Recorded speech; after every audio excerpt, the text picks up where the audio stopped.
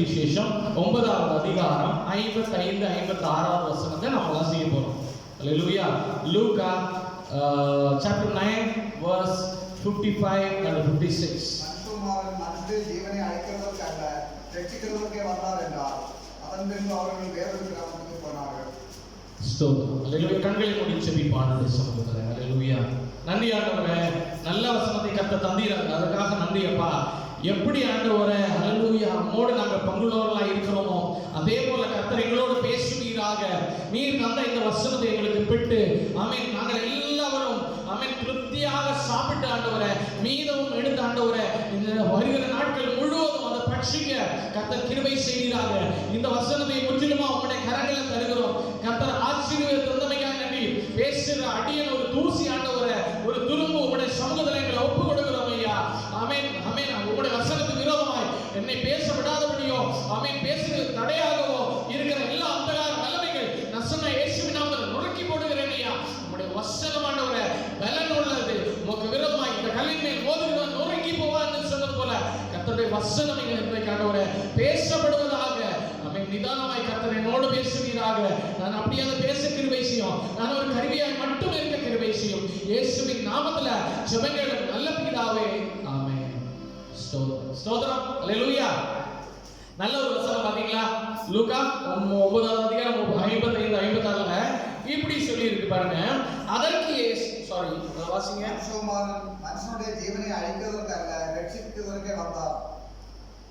அவன் திரும்பி பார்த்து என்ன ஆவி உள்ளவர்கள் என்பதை அறியுங்கள் என்று அதட்டி மனுஷகுமாரன் மனுஷனுடைய ஜீவனை அழிக்கிறதற்கு அல்ல ரட்சிக்கிறதற்கே வந்தார் என்றார். அவர் திரும்பி பார்த்து என்ன சொன்னாரு? நீங்கள் இன்ன ஆவி உள்ளவர்கள் என்பதை அறியீர்களா என்று அதட்டி. அப்படின்னா என்ன? அப்படின்னா இன்ன ஆவி அப்படின்னா உங்களுக்குள்ள வசிப்பது. ஆமென். அல்லேலூயா. நமக்குள்ள வசிப்பது என்ன ஆவி? அந்த ஆவியானவருடைய கேரக்டர்ஸ் என்ன அப்படின்றது உங்களுக்கு தெரியலையான்றத ஆண்டவர் அந்த இடத்துல கேட்கிறாரு. அல்லேலூயா. ஆண்டவர் இப்படி கேட்கல, என்ன ஆவி உடையவங்க? ஆமென். நீ பிசாசுங்க ஆவி உடையவங்களா இல்ல வேற ஏதாவது ஆவி இருக்கா? அப்படி இல்ல. ஆண்டவர் கேட்கிறாரு இன்ன ஆவி உடையவர்கள் என்று வாசிங்கத. நீங்கள் இன்ன ஆவி உள்ளவர்கள் என்பதை அறியீர்கள் என்று அதட்டி. அறியீர்கள் என்று அதட்டி. அதாவது உங்களுக்குள்ள இருக்கிற ஆவியானவர் எப்படிப்பட்டவர், அவருடைய குணாதிசயம் என்ன, அவர் எப்படிப்பட்டவர் என்பதை அறியீர்கள். ஆமென். நீங்க இன்னும் மனுஷனுடைய அதே கேரக்டர் அதே அட்ரிபியூட்ஸ்ல இருக்கிறீங்க. ஆமென். ஆவியானவர் உள்ள இருந்தும் மாறுதல் உருவாகல அப்படின்னா அந்த வார்த்தைக்கு அர்த்தம். அல்லேலூயா. நீங்க இன்ன ஆவி உடையவர்கள் என்று அறியாமல் இருக்கிறீர்கள் அப்படின்னு சொல்லி அதட்டுறாரு. அல்லேலூயா.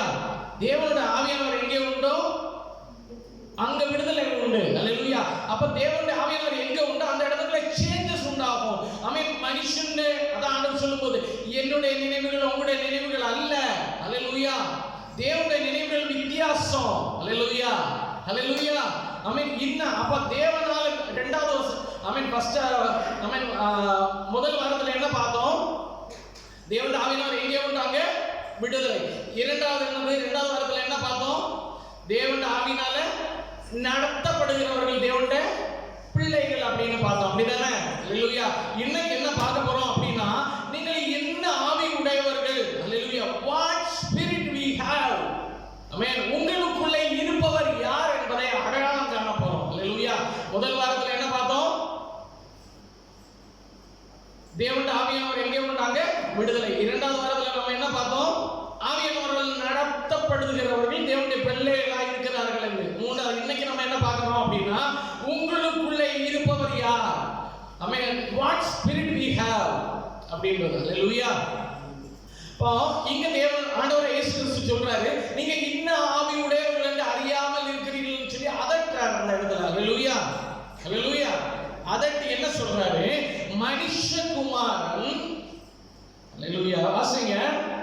மனுஷகுமாரன் மனுஷனுடைய ஜீவனை அழிக்கிறதுக்கு அல்ல ரட்சிக்கிறதுக்கே வந்தார் என்றார். என்னத்துக்காக?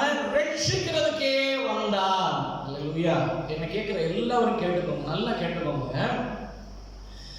மனுஷனை காப்பாத்துறதுக்கு வந்த ஒரே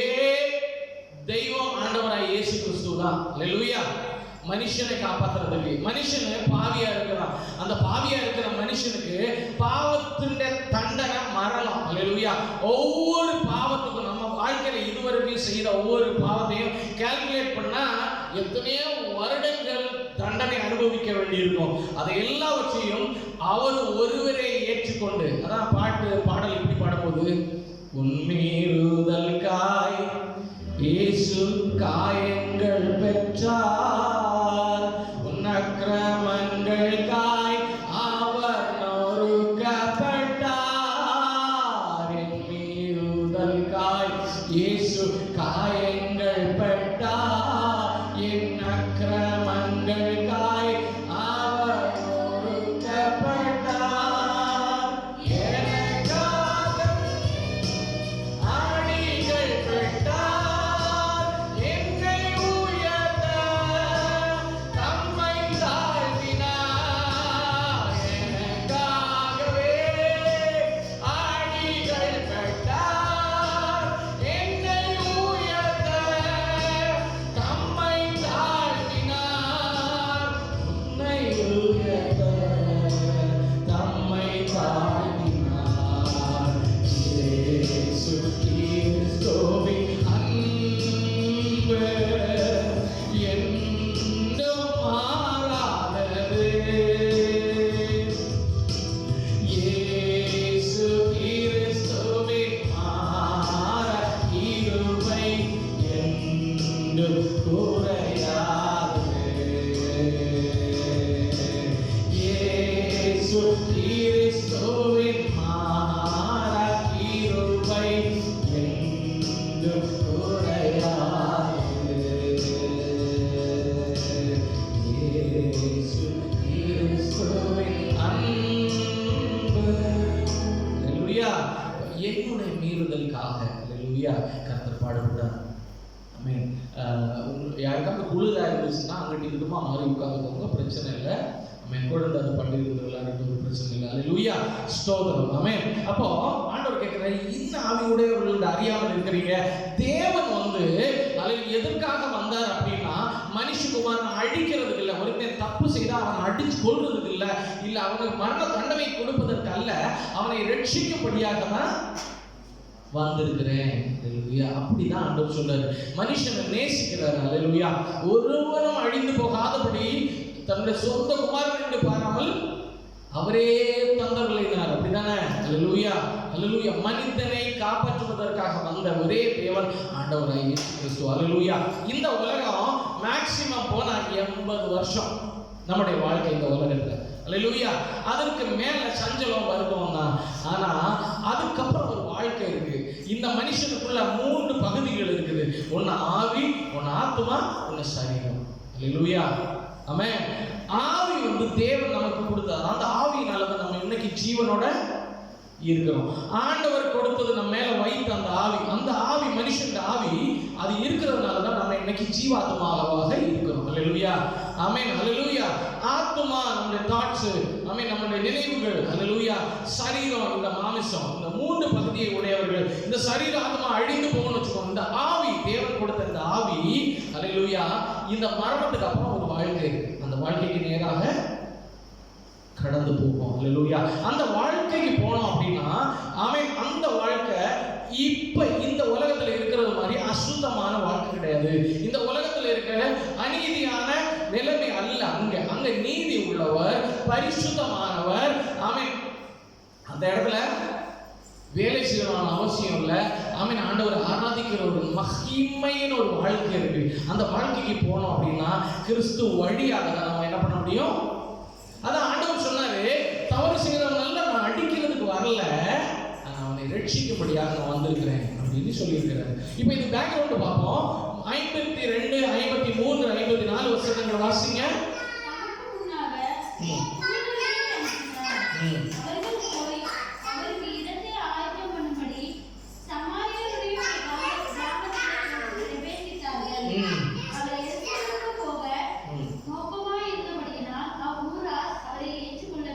யாரை ஏற்றுக்கொள்ளவில்ல? சமாரியருடைய கிராமத்தில் பிரவேசித்தார்கள். சமாரியர்கள் ஆண்டவரை ஏற்றுக்கொள்ளல. சரியா? அவர் எங்க போனோம்? சமரியா தாண்டி எங்க போனோம்? அவருக்கு எருசலேமுக்கு போனோம். ஆனா என்ன செய்யல? ஏற்றுக்கொள்ளல அவங்க. அல்லேலூயா. ஏற்றுக்கொள்ளாம இருந்த உடனே கூட நடக்கிற சிஷ்யர்கள் என்ன சொன்னாங்க அப்படின்னா, அவருடைய சிஷ்யராகிய யாக்கோபு யோவான் அதை கண்டபோது, ஆண்டவரே, எலியா செய்தது போல வானத்திலிருந்து அக்கினி இறக்கி இவர்களை அழிக்கும்படி நாங்கள் கட்டளையிட உனக்கு சித்தமோ? அல்லேலூயா. ஆமென். எப்படி கேட்டாங்க? வானத்திலிருந்து அக்கினி இறக்கி இவங்களை எரித்து போட நாங்க கட்டளையிட உமக்கு சித்தமா? அல்லேலூயா. அதுக்கு முன்னால ஆண்டவர் என்ன பண்ணியிருக்காரு தெரியுமா? இதுக்கு முன்னால ஆண்டவர் என்ன பண்ணியிருக்கிறாரு? ரெண்டு பேரா ஒவ்வொரு ஊருக்கு அனுப்பி இன்னிலும் அதிகமாக பெரிய பெரிய அற்புதங்களை செய்யுங்க அப்படின்னு சொல்லிட்டு, அப்ப அதை வச்சுட்டு தான் இவங்க என்ன பண்றாங்க? 9வது அதிகாரம் 1வது வசனத்தை பாருங்க. 9:1 அவர் தம்முடைய 12 சிஷ்யர்களை வரவழைத்து சகல பிசாசுகளை துரத்தவும் வியாதி உள்ளவர்கள் குணமாக்கவும் வல்லமை அதிகாரம் அளித்து பிரசங்கிக்கவும் விஞ்ஞானிகளை சொஸ்தமாகவும் அவர்கள் அவங்க அப்ப ஆண்டவோட வல்லமை பெற்று போயிட்டு என்ன பண்ணியிருப்பாங்க?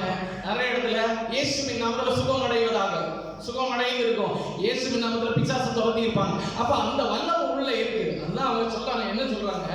அந்த பவர்ல என்ன சொல்றாங்க தெரியுமா? எலியா செய்தது போல வானத்திலிருந்து அக்கினி இறக்கி இவர்களை அழிக்கும்படி நாங்கள் கட்டளையிட உனக்கு சித்தமோ? அல்லேலூயா. அல்லேலூயா. ஒரே நாள்ல பேர்பட்டவர். ஆமென். அல்லேலூயா. அப்பதான் ஆண்டவர் கேட்டாரு, உங்களுக்குள்ள என்ன ஆவி இருக்கிறது என்பதை நீங்கள் அறியீர்களா? அவங்களை அழிக்கணும்னு அன்னைக்கே நான் அழித்திருப்பேன். அல்லேலூயா. அவங்களை நேசிக்கிறேன், அவனை ரட்சிக்கும்படியாக வந்திருக்கிறேன் அப்படின்னு. அல்லேலூயா. இன்னைக்கு நம்ம பார்க்கிறது வாட் ஸ்பிரிட் we have. இன்னைக்கு நம்முடைய வாழ்க்கை, நம்ம கிறிஸ்தவர்களாய் நம்ம இருக்கிறோம் பாருங்களேன், இதே மாதிரி தான். யார மாதிரி? சிஷ்யர்கள மாதிரி தான். ஆண்டவரை அறிந்திருக்கிறோம், ஆண்டவர் பின் செல்லுகிறோம், அவரோடு கூட நடக்கிறோம். அவர் எப்போ நம்மளோட கூட இருக்கிறாரு. போகிற வழிகளில் எல்லாம் அவர் நமக்கு தேவையை சந்திக்கிறாரு. எல்லா காரியங்களும் நடக்குது. அல்லேலூயா. சில நேரங்களில் இந்த மனுஷியம் வெளியே வந்து போயிருக்கு. அல்லேலூயா. ஆவியானவர் செயல்பட விடாதபடிக்கு மாமிசம் வெளியே வந்து போயிருது. அல்லேலூயா. அவதான் ஆண்டவர் கேட்கிறாரு, இன்ன ஆவி உடையவர்கள் என்று அறியீர்களா? அல்லேலூயா. நம்ம அதை என்னெல்லாம் அப்படின்னு பார்ப்போம். இந்த வருடத்துல ஆண்டவர் என்ன சொன்னாரு? பரிசுத்தமாகுதல். அப்படித்தானே? இந்த வருடத்தை முழுவதும் நம்மள சுத்திகரிப்பின் ஆண்டு. அல்லேலூயா. அதான் ஆண்டவர் ஒவ்வொரு காரியங்களையும் சொல்லி சொல்லி நம்மள என்ன பண்றாரு? சுத்திகரித்து கொண்டே வருகிறார். இதெல்லாம் சுத்திகரிப்பின் காரியங்கள். அப்ப என்ன ஆவி நமக்குள்ள இருக்குது? நம்மளில வசிப்பவர் யார்? அப்ப நம்மள இருக்கிற கேரக்டர்ஸ் எப்படி இருக்கணும்? நம்மள இருக்கிற சிந்தனைகள் எப்படி இருக்கணும்? மனுஷிகமா இருக்கணுமா? ஆவிக்குரியதா இருக்கணுமா? நம்மளை ஆண்டு கொண்டு இருக்கிற அந்த தேவனுடைய வல்லமை எவ்வளவு பெரியது. சில நேரங்கள்ல அப்பேற்பட்ட பெரிய தேவனை நமக்குள்ள இருக்கும்போது நமக்குள்ள அவிசுவாசம். அல்லேலூயா. நம்ம எப்படி இருக்கிறோம்? அவிசுவாசம், சோர்ந்து போய் அவருடைய வல்லமையை நம்ம மட்டுப்படுத்திடுறோம். அவருடைய வல்லமைக்கு அல்லேலூயா நம்ம அப்படியே தாழ்ந்துடுறோம். அல்லேலூயா. அல்லேலூயா. இதெல்லாம் ஆவியானவர் உள்ள இருக்கும்போது அப்படி செய்கிறது ஆண்டவருக்கு மிகவும் விருப்பமற்ற காரியம். அல்லேலூயா. அப்ப இன்னைக்கு நம்ம பார்க்க போறது ஆண்டவர் இயேசு கிறிஸ்துவுல மத்தேயு 3:16-17 வாசிங்க.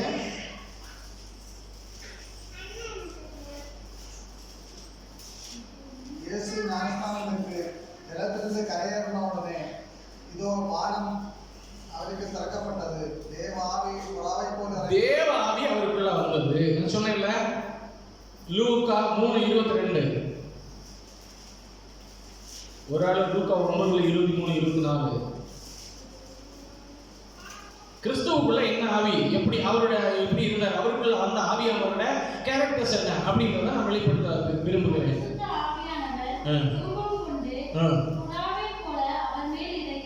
இறங்கினார்.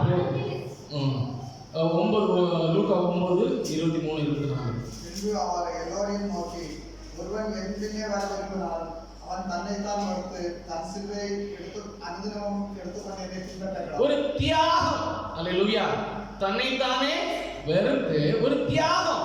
ஆமென். அல்லேலூயா. அநேகர் சொல்லுவாங்க, இந்த உலகத்துல ஒரு தியாகம் உள்ள வாழ்க்கை தான் கர்த்தர் என்ன பண்ணாரு, அறிவுரை செய்கிறார். அல்லேலூயா. ஆமென். அவருக்குள்ள இருந்த ஆவியானவரும் அதே தான் சொல்லி கொடுக்கிறாரு. ஆமென். அவர் அப்பேற்பட்ட பரலோகத்தை விட்டு வந்த போது கூட அது ஒரு கொள்ளை பொருளாக எடுக்காதபடி அவர் உலகத்துல வந்து தாழ்மையின் ரூபம் எடுத்து ஒரு தியாகத்தின் சொரூபியாக அவர் வாழ்ந்து காட்டினார். ஆமாவா இல்லையா? அல்லேலூயா. அப்படிதானே அவரோட வாழ்க்கை எப்படி இருந்துச்சு? ஆமென். நான் பெரிய ராஜகோட்டையில வந்து இறங்கணும், ஆமென், அப்படி பயங்கரமா ஃபேமஸா இருக்கணும் அப்படிலாம் நினைக்கல. அவர் சாந்த சொரூபி. ஆமென். அன்பின் ஐஸ்வர்யம், இரக்கத்தின் சிகரம். அவர் வந்த போதே ஒரு ஐஸ்வர்யத்தோட தான் அவர் வந்தார் உலகத்துல. அல்லேலூயா. தாழ்மையாக வந்து ஆமென் மாட்டு தொழுவத்துல பிறந்தார். அல்லேலூயா. ஆமென். ஏழையாகிய ஆமென் ரொம்ப பணக்கார ஃபேமிலி இல்ல, அவங்க எல்லாம் மரியாதை ஃபேமிலி எல்லாம் அப்பேற்பட்ட வீட்டுல, சாதாரணமான வீட்டுல அவர் பிறந்தார். ஆமென். அது எப்படி பிறந்தாரு? பரிசுத்த ஆவியானவரால உனக்கு ஒரு பிள்ளை உண்டாகும், அவருக்கு இயேசு என்று பெயரிடுவாங்க. அவர் ஒரு ரூபம் எடுத்து, அல்லேலூயா, அவர் ஒரு ரூபம் எடுத்து மனுஷனை காப்பாற்ற மனுஷனுடைய ரூபமே எடுத்து அவரு வந்தார். அல்லேலூயா. அப்ப அவரு தாழ்மையை காட்டுகிறாரு, தியாகத்தை காட்டுகிறாரு. மத்தேயு 20:28 பார்க்கும்போது மீட்கும் பொருளாக தன்னை கொடுக்க வந்தார்.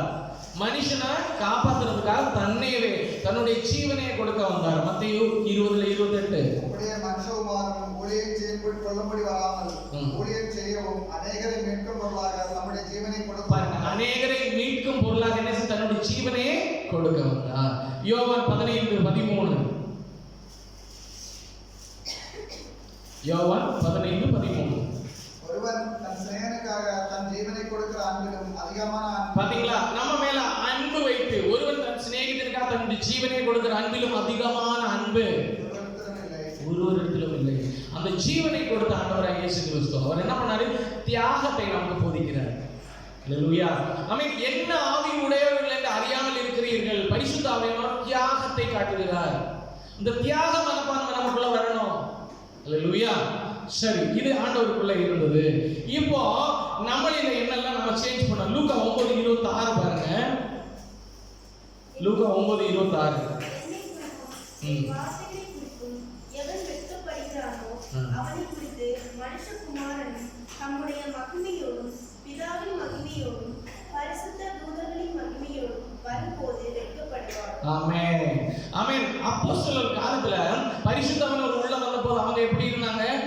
எழும்பி பலனடைந்து எருசலேமிலும் யூதேயாவிலும் பூமியில கடைசி மட்டும் சாட்சிகளா இருந்தாங்க. ஆமென். பேச தெரியாத பேதுரு என்ன பண்ணாரு தெரியுமா?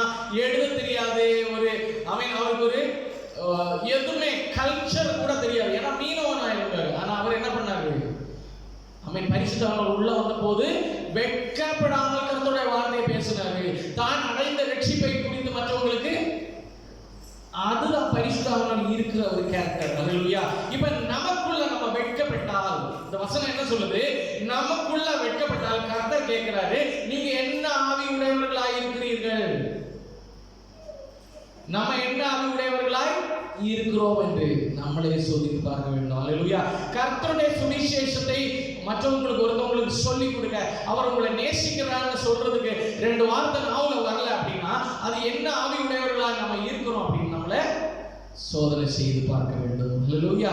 கர்த்தர் இன்னைக்கு அதை சோதித்து பார்க்கணும். இப்படி ஒவ்வொரு காரியங்கள் இருக்கிறது. ஆமென். இதுதான் சுவிசேஷத்தை நம்ம அநேகருக்கு சொல்லுகிற காரியம். கர்த்தர் அதை சொல்றாரு, நீங்கள் உலகம் எங்கும் போய் சகலருக்கும் சுவிசேஷம் அறிவித்து பிதா குமாரன் பரிசுத்த நாமத்திலே ஞானஸ்நானம் கொடுத்து சிஷ்யர்களாக்கி. அல்லேலூயா. அப்போ நம்ம ஆண்டவரை குறித்து ஏதாவது ஒரு காரியத்தை நம்ம வெட்கப்படுகிறோமா? கர்த்தரும் நம்மளை குறித்து வெட்கப்படுவார். ஆண்டவர் அதுக்கு முன்னால கேட்கிறாரு, இந்த பூமியில வச்சு கேட்கிறாரு, நம்ம என்ன ஆவி உடையவர்கள்? என்னை குறித்து சாட்சி கொடுக்க நீ வெட்கப்படுறியா? என்ன ஆவி உடையவர்கள்? அல்லேலூயா. நமக்குள்ள பரிசுத்த ஆவியானவர் வாசமாயிருந்தா பலனடைந்து எங்க வேணாலும் சாட்சி கொடுக்க முடியும், யார் முன்னால வேணாலும் பேச முடியும். அதான் தேவனோட ஆவியானவர். அவன் வெட்கப்படணும் அப்படின்னா கர்த்தரும் நம்மை குறித்து சொல்ல வெட்கப்படுவார். அல்லேலூயா. அப்ப அந்த ஆவியானவர் உள்ள இருக்கும்போது அவர் சொல்லுகிறபடி அதான் சொல்லணும். ஆவியானவர் என்ன சொல்றாரு அதன்படி நடக்கணும். பின்னாலே சொல்லுகிற ஒரு சத்தம். அவன் ஒரு ஆளை பார்த்துட்டு ஆண்டவர் சொல்றாரு, அவனை பேசுப்பா, பேச்சு கொடுப்பா. அவன் கலக்கத்துல இருக்கிறான்ப்பா, கஷ்டத்துல இருக்கிறான், பாவம், அவனுக்கு ஒரு உதவி தேவை இருக்கு, ஒரு பாசிட்டிவிட்டி அவனுக்கு தேவை இருக்கு, உன்னுடைய ஜெபம் தேவை இருக்கு அப்படின்னு சொல்லும்போது பேசணும். வெட்கப்பட்டால் அல்லது ஆண்டவர் கேட்கிறாரு, என்னைக்காவது நம்ம வாழ்க்கையில வெட்கப்பட்டிருந்தால், ஒருவேளை வெட்கப்படுகிற சிச்சுவேஷன் வந்திருந்தால் ஆண்டவரிடத்துல மன்னிப்பு கேட்கிறேன். ஆண்டவரே, இனிமேல் நான் வெட்கப்பட மாட்டேன். பேதுரு சொன்னார் பாத்தீங்களா, நான் இனி வெட்கப்பட மாட்டேன். அல்லேலூயா. ஒரு தடவை உண்மை காட்டி கொடுத்தேன், இனி நான் அப்படிப்பட்டவன் அல்ல. என்னை தலையெல்லாம் சிலுவையில் அடிச்சாலும் சரி, நான் இனிமேல் உங்களை விட்டு கொடுக்க மாட்டேன் ஆண்டவரே. அந்த ஆவியானவர் நமக்குள்ள வரணும். அல்லேலூயா. ஆமென். சுவிசேஷத்தை குறித்து வெட்கப்படுதல் அப்படின்னு ஆண்டவர் கேட்கிறாரு, என்ன ஆவி உடையவர்கள். அல்லேலூயா. லூக்கா 9:28-29 வாசிங்க. இந்த வார்த்தைகளை அவர் சொல்லி ஏறக்குறைய 8 நாளான பின்பு அவர் பேதுருவையும் யோவானையும் யாக்கோபையும் கூட்டிக் கொண்டு, பேதுரு யோவானை யாக்கோபு, நல்லா கவனிச்சுக்கோங்க. பேதுரு யோவான் யாக்கோபு அவருடைய சீஷர்களை கூட்டிக் கொண்டு போய் ஜெபம் பண்ணுவதற்கு ஒரு மலை மேல் ஏறினார். அவர் ஜெபம் பண்ணுகையில் அவருடைய முகரூபம் மாறிட்டு, யாரு ஜெபம் பண்ணிட்டு இருக்கிறாங்க? ஆண்டவரை இயேசு கிறிஸ்து ஜெபம் பண்றாரு. ஆமென். அவருடைய முகரூபம் என்ன ஆகுது? மாறிட்டு. அல்லேலூயா. ஆமென். மோசே தேவனை கண்டு திரும்பி வருவோம், அவருடைய முகம் பிரகாசம் அடைந்தது. ஆமாதானே? இயேசுவோட செபிக்கும் போது முக ரூபம் மாறிட்டு. நம்ம ஆண்டவரை நோக்கி பார்க்கும்போது நம்ம அல்லேலூயா ஆண்டவரின் சாயலுக்கு ஒத்த சாயல் நம்ம அடையும். அதே சமயத்துல கீழே வாசிங்க. அவருடைய வஸ்திரம் வெண்மையாகி பிரகாசித்தது. அன்றைய மோசே எலியா என்னும் 2 பேரும் மகிமையோட காணப்பட்டு அவருடைய சம்பாஷணை பண்ணி அவர் எருசலேமிலே நிறைவேற்ற போகிற அவருடைய மரணத்தை குறித்து பேசிக் கொண்டிருந்தார்கள். பேதுருவும் அவரோடு இருந்தவர்களும் நித்திரை மயக்கமாக இருந்தார். பேதுரு அவரோடு இருந்தவர்கள் எப்படி இருந்தாங்க? ஒருவர் ஜெபிக்கிறாரு, ஆண்டவருடைய வல்லமை பெற்றுக் கொள்கிறார். ஆமென். ஆண்டவர் என்ன பண்றாரு? ஆமென். மறுரூபமாகி அந்த மகிமையில இருக்கும்போது சிஷ்யர்கள் என்ன பண்றாங்க? தூங்குறாங்க. இன்னைக்கு சபையில தூங்குறவங்க என்ன ஆவி நமக்குள்ள இருக்குன்னு, ஜெபத்துல நம்ம ஜெபிக்கணும்னு நினைக்கும் போது தூக்கம் வருது, என்ன ஆவி நமக்குள்ள இருக்குன்னு நம்ம கேள்வி கேட்க வேண்டிய ஒரு காலகட்டத்துல இருக்கிறோம். அல்லேலூயா. ஜெபத்துல தூக்கம் வருதா? என்ன ஆவி நம்மகிட்ட இருக்கு? பேதுரு அன்னைக்கு தூங்குனாரு. ஆமென். ஆண்டவர் சொன்னார், கெத்செமனேல 1 மணி நேரமாவது ஆமென் ஜெபிக்கப்படாத உணர்ந்திருந்து மறுதலித்தார். அதன் விளைவாக அல்லேலூயா. ஆமென். காலையில எழுப்பி ஆண்டவர் ஜெபிக்கணும் நமக்கு ஏவுதல் கொடுக்கிறாரு, நம்ம எழும்ப முடியல. என்ன ஆவி உடையவர்கள் நம்ம? அல்லேலூயா. இன்னைக்கு நம்மளை ஆராய்ந்து பார்க்க வேண்டும். அல்லேலூயா. ஆமென். ஆண்டவரை இயேசு கிறிஸ்து ஜெபித்து வல்லமை பெறுகிறார். இங்க 3 பேர் என்ன பண்ணாங்க? கூட போறவங்க தூங்குறாங்க. அல்லேலூயா. வசனம் கேட்கும்போது தூக்கமா? என்ன ஆவி உடையவர்கள்? நம்மை தாமே ஆராய்ந்து பார்ப்போமாக. அடுத்தது வசனத்துல லூக்கா 9:39-40 வாசிங்க. ஒரு ஆவி அவனை பிடிக்கிறது, அப்பொழுது அவன் அலறினான். அது அவனை நுரைதள்ள அலைக்கழித்து அவனை கசக்கின பின்பும் அவனை விட்டு நீங்குவது அரிதாய் இருந்தது. அதை துரத்தி விடும்படி உடைய சீசர்களை வேண்டிக் கொண்டேன், அவர்களால் கூடாமல் போயிற்று என்றான். ஆமென். அல்லேலூயா. ஆண்டவர் இப்போ சிஷ்யர்கள்ட்ட கீழே கேட்பாரு. ஆமென். அல்லேலூயா. என்ன மட்டும் நான் உங்களோடு, அதை வாசிங்க, கீழே வாசிங்க. விசுவாசம் இல்லாத மாறுபாடான சந்ததி எதுவரைக்கும் நான் உங்களோடு இருப்பேன்? உங்களிடத்தை பொறுமையாய் இருப்பேன். அல்லேலூயா. அந்த இடத்துல ஆண்டவர் என்ன பண்றாரு தெரியுமா? 9:1 நம்ம வாசித்தபடி சகல பிசாசுகளை துரத்த அதிகாரம் ஆண்டவர் கொடுத்துதான் அனுப்புனாரு சிஷ்யர்களை. அவர்கள் அறக்கூடாமல் போயிட்டான் ஒரு பிசாசு துரத்த. ஆமென். ஆண்டவர் அதான் சொல்றாரு, எந்த மட்டும் நான் உங்களோடு. ஹல்லேலூயா. ஹல்லேலூயா. ஆண்டவர் சொல்றார், என்ன ஆவி உடையவர்களாக இருக்கிறீர்கள். ஆமென். கர்த்தர் சொன்னாரு, என்னிலும் அதிகமாக நீங்கள் அற்புதங்களை செய்வீர்கள். ஒரு பிசாசை துரத்தி விட அவன் முடியல. பிசாசு கண்டு பயப்படுறோம், பிசாசின் கட்டுகளை கண்டு பயப்படுறோம். ஏமே பல நேரங்களில் நம்மளே அறிக்கை சொல்றோம், அறிக்கை பண்றோம், நம்ம நாவலினாலே சொல்றோம். அநேக கட்டுகள் இருக்கு பிரதர், அநேக போராட்டங்கள் இருக்கு. எனக்கு விரோதமா பல போராட்டங்கள், பிரச்சனைகள் இருக்கு. நம்மளே சொல்லுகிறோம். அல்லேலூயா. என்ன ஆவி உடையவர்கள்னு கர்த்தர் கேட்கிறாரு. அவன் பேர்பட்ட பெரிய மகத்துவமான தேவன் நமக்குள்ள இருக்க இந்த சப்ப ஆவியை நம்ம என்ன சொல்லணும்? அல்லேலூயா. என்ன சொல்லணும் நம்ம? சி. அல்லேலூயா. அவ்வளவுதான். இதுக்கு இவர் என்ன பண்றாரு? இவங்களால விரட்டி மூட முடியலையா? ஆண்டவர் கேட்கிறாரு, எந்த மட்டும் நான் உங்களோட இருப்பேன். உங்க விசுவாசம் எங்கே இருக்குது? என்ன ஆவி உடையவர்கள்? அல்லேலூயா. ஹல்லேலூயா. என்ன ஆவி உடையவர்கள் என்று அறியீர்களா? ஹல்லேலூயா. உள்ள தேவனாகிய நான் இருக்கும்போது இப்பேற்பட்ட பிசாசுகளை விரட்டுறதுக்கு எவ்வளவு நேரம் ஆகும்? விசுவாசத்தில் உறுதியாயிருங்கள், பயப்படாதீர்கள். பிசாசுக்கு பயப்படுறோம் நம்ம. ஹல்லேலூயா. கட்டுகள், போராட்டம், பிரச்சனைகளுக்கு பயப்படுறோம். ஹல்லேலூயா. ஆண்டவருக்கு எழும்பி நிற்கும் போது பயப்படுறோம். ஒரு காலத்துல நானும் பயப்பட்ட ஆளுதான். ஹல்லேலூயா. அதுக்கப்புறம் நினைச்சோம் மேக்ஸிமம் போனா இந்த ஜீவன் இதுக்கு மேல ஒண்ணுமே பண்ண முடியாது பிசாசால. மேக்ஸிமம் போனா என்ன பண்ணும்? இந்த உலகத்துல இருக்கிற என்னுடைய ஜீவனை மட்டும்தான் ஏதாவது பண்ண முடியும், அதுக்கு மேல ஒண்ணுமே பண்ண முடியாது பிசாசால. அவ்வளவுதான். இதுக்கு போய் நான் பயப்பட்டு இருந்தா ஆண்டவருக்கு நான் எப்படி ஊழியம் செய்ய முடியும்? ஹல்லேலூயா. அநேகருக்காக எப்படி நான் நடுவில் இருந்து ஜெபிக்க முடியும்? ஹல்லேலூயா. பிசாசு ஆண்டவர் கேட்கிறாரு, இந்த பிசாசை பார்த்து பயப்படுகிறீங்களா? என்ன ஆவி உடையவர்கள்? ஹல்லேலூயா. இன்னும் போராட்டத்தில் இருக்கிறேன், ரட்சிக்கப்பட்டு இத்தனை வருடம் ஆயிட்டு இன்னும் கட்டுக்குள்ள இருக்கிறேன்னா என்ன ஆவி உடையவர்கள்? கர்த்தர் கேட்கிறாரு. ஆராதிக்க முடியல, கட்டு. ஹல்லேலூயா. ஹல்லேலூயா. ஆமென். ஸ்பிரிச்சுவலா வளர முடியல, கட்டு. என்ன ஆவி உடையவர்கள்? ஹல்லேலூயா. நம்மளை நாமே சோதித்து அறிய வேண்டிய காலம். ஹல்லேலூயா. இன்னும் அநேகருக்கு நம்ம கண்களுக்கு முடிச்சு. ஹல்லேலூயா. ஆமென். ஆண்டவருடைய வார்த்தை குறித்து வெட்கப்படக்கூடாது. ஆமென். ஜெபிக்கும் போது ஆண்டவருடைய வசனத்தை கேட்கும் போது நம்மள தூக்கம் வருதா? ஆண்டவர் கேட்கிறாரு, என்ன ஆவி உடையவர்கள்? ஆமென். இதே வேற ஏதாவது ப்ரோக்ராமா பார்க்கும்போது எவ்வளவு இன்ட்ரெஸ்டா பார்க்கிறோம். ஆமென். ஆண்டவருடைய வார்த்தை கேட்கும்போது எவ்வளவு சோர்வு வருது பாத்தீங்களா? என்ன ஆவி உடையவர்கள்? ஹல்லேலூயா. ஹல்லேலூயா. பிசாசை பார்த்து பயப்படுறீங்களா? கட்டுகளை பார்த்து பயப்படுறீங்களா? போராட்டங்களை பார்த்து பயப்படுகிறீங்களா? இல்ல இன்னும் ரட்சிக்கப்பட்டு இத்தனை வருடம் ஆனதுக்கு அப்புறம் இன்னும் கட்டோட இருக்கிறேன்னு சொல்றீங்களா? என்ன ஆவி உடையவர்கள்? ஆண்டவர் சொல்றாரு, அவன் உனக்காக உங்களுக்காக ஒரு பாஸ்டர் அனுப்புவேன், ஜெபித்துட்டே இருப்பார். அப்படி கிடையாது. நம்ம ஜெபித்து ஜெயம் கொள்ள, ஒவ்வொருத்தரும் அற்புதங்களை செய்ய, ஒவ்வொருத்தரும் சாத்தானுடைய கோட்டையை நசுக்க, அந்த அதிகாரம் தான் ஆண்டவர் எல்லாருக்கும் தந்திருக்கிறாரு. ஹல்லேலூயா. கர்த்தர் கேட்கிறார், என்ன ஆவி உடையவர்கள் நம்ம? ஆமென். நன்றி அப்பா. ஹல்லேலூயா. அவர் திரும்பி பார்த்து, நீங்கள் என்ன ஆவி உள்ளவர்கள் என்பதை அறியீர்களா என்று அதட்டி, ஹல்லேலூயா. மனிதன், ஹல்லேலூயா. ஆமென். தேவனுடைய ஹல்லேலூயா ஆண்டவர் இயேசு கிறிஸ்து ஆமென் மனிதனை ஆமென் அழிக்கும்படி அல்ல, அவனை காப்பாற்றும்படியா சேவ் பண்ணதான் வந்திருக்கிறேன்னு சொன்னாரு. உங்களை என்னை காப்பாற்றி இருக்கிறாரு.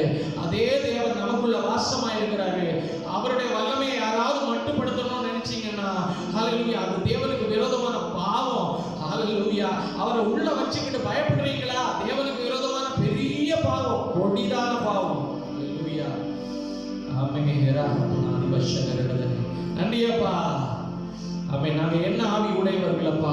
அந்த பரிசுத்த ஆவியானவர் எங்களுக்குள்ள வாசம் செய்யும் போது உம்முடைய சுபாவம், உம்முடைய வல்லமை எங்களை மேற்கொள்வதாகப்பா. எங்களை எழுப்பி பிரகாசிக்க கிருபை செய்யும். ஆமென். நாங்கள் இன்னும் சோர்வுள்ளவர்களாய் அல்ல, பலனுடைய கிருபை செய்யும் ஆண்டவரே. எங்களுக்குள்ள இந்த பலன் புறப்பட்டு சென்று மற்றவர்களை பலப்படுத்த கிருபை செய்யும். நாங்களே சோர்வுள்ளவர்களாய் அல்ல, நாங்கள் பலப்பட கிருபை செய்யும் ஐயா. உடைய கரங்களை எங்களை தாழ்த்துகிறோம். நாங்கள் பிரிந்து செல்கிறோம். பிரியாத நேசர்களோடு கூடுகிறோம். எங்களை முற்றிலுமா தாழ்த்துகிறோம். வந்திருக்கிற ஒவ்வொருத்தையும் கர்த்தர் ஆசீர்வதியும். வர தடைப்பட்டிருக்கிற உங்களுடைய பிள்ளைகளையும் கர்த்தர் ஆசீர்வதியும். பிரிந்து செல்வோம். பிரியாத நேசர் கூடுகிறோம். எங்களோடு, எங்களுக்கு புரியவைகளோடு, எங்கள் ஆவியாத்ம சரீரம், எங்களுடைய பிள்ளைகள், எங்களுக்கு தந்திருக்கிற எல்லாவற்றிலுமே இயேசு ரத்தம் தொழிக்கிற பாதுகாவல் போடுகிறீங்க. என்னுடைய அவர்கள் கூட இருக்கும். இயேசு நாம் ஜெபம் கேட்க நல்ல பிதாவே, நாமமே கர்த்தரை ஸ்தோத்திரி. என் முழுவதுமே பரிசுத்த நாமத்தை ஸ்தோத்திரி. நாமமே கர்த்தரை ஸ்தோத்திரி. அவருடைய சகல உபகாரங்களை மறவாதே. ஆமென். இயேசு கிறிஸ்து மாறாதவர்